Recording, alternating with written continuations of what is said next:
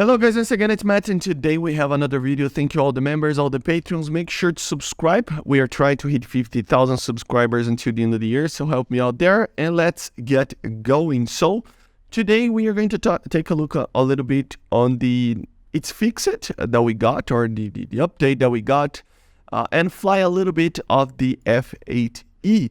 So there are some cool little changes over here. So as you see, for example, mainly the F8E received finally the APR 27. I mean, why didn't this happen before? I have no idea. Also, the MiG-21 F-13 actually has a ballistic calculator for the rockets.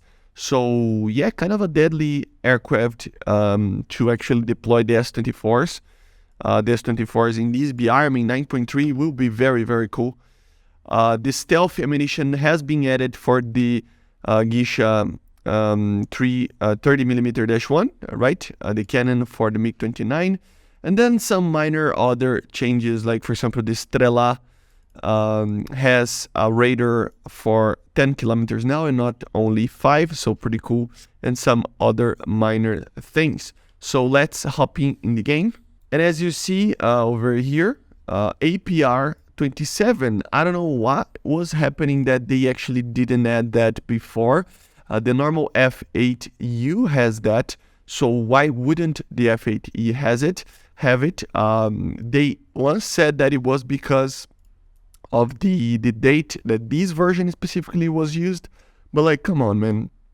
As you're going to see in the gameplay, it is always facing up tiers, and it really needs. I mean, it's going to face MiG-23s, man.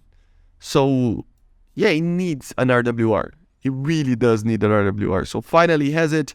Obviously the AIM-9Cs, they're pretty bad, but still the AIM-9Ds can deal with situations, but they're still very limited. It's not going to be the most amazing aircraft ever, but it is a little bit better. And here we have it, the actual gameplay that I did.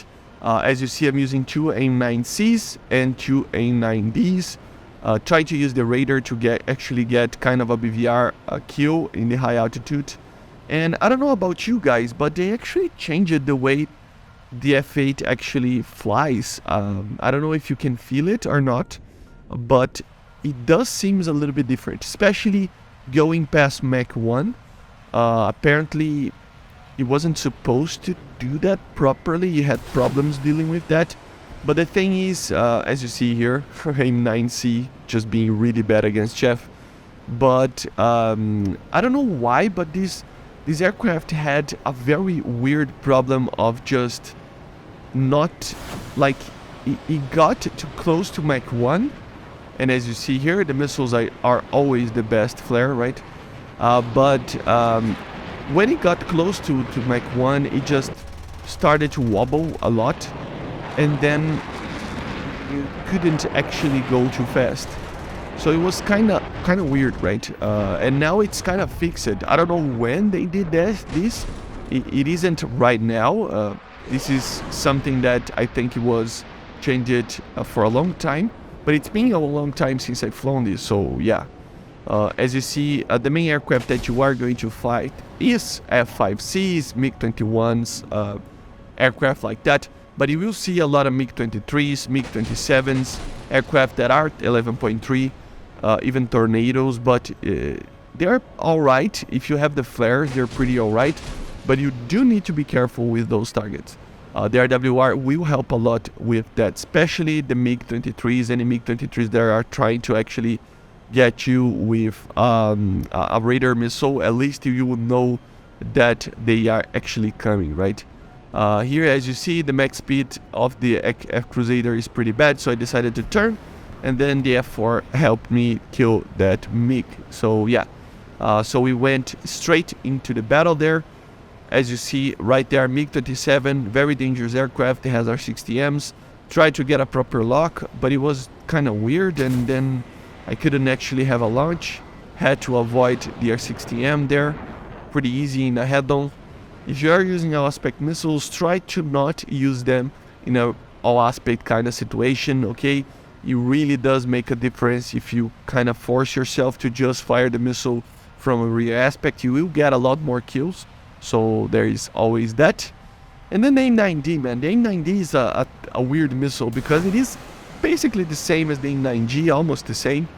But so it is a very good missile, which is the funny part, because there are aircraft with a BR of 11.3 that are still just flying AIM-9Gs, right? Which are basically the same missile as this one, but with a different seeker head, with I forgot the name of the system, but it got the system that can be slaved to raiders and basically uncage the seeker as well. The AIM-9G has it, but it is basically the same missile.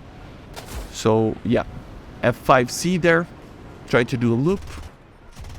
Pretty easy kill, but the guy will steal that. I tried to go for the E10 a little bit, but then he got killed. That guy stole my kill, the F5, obviously, always stealing kills. Then I went for the MiG-27, and here I actually had to run a little bit, and here you can actually see the difference in the flight model that I was talking about. As you're going to see, I'm speeding up a little bit here, and the speed is already pretty alright, the acceleration of it. But once you get too close to Mach 1, you will see that it is not like wobbling around anymore. I used to do that a lot, especially past Mach 099. So now it's just working. So yeah, pretty good, man. They actually fixed the aircraft. I know that this aircraft had troubles, as I said, going past Mach 1, especially in low altitudes, but it could do it. It's just that it's hard. And back in the day, it just kind of a bug happened, and then you were kind of limited to just like 099. You couldn't actually did it. It was very weird. It's difficult to explain, but the nose of the aircraft would just snap around, and go back, step around and go back. So it was really weird.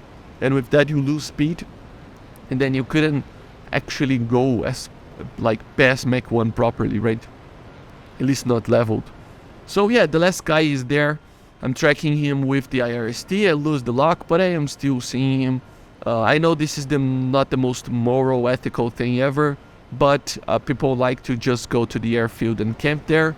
So I just used my normal tactic to end the game, which is just fly above the SAM coverage, which the SAMs, the Rolands, they do have troubles actually guiding missiles 90 degrees upwards. I almost got killed there. Was too close for me. But as you see, no missiles coming for me anymore because of that. So I just put the air brake, reduced the speed as much as possible, aimed for the pilot, and it's GG. So yeah, let me know in the comments what you think about the addition of an RWR for the F8E. And I see you guys on the next one. Make sure to subscribe, and bye guys. See you.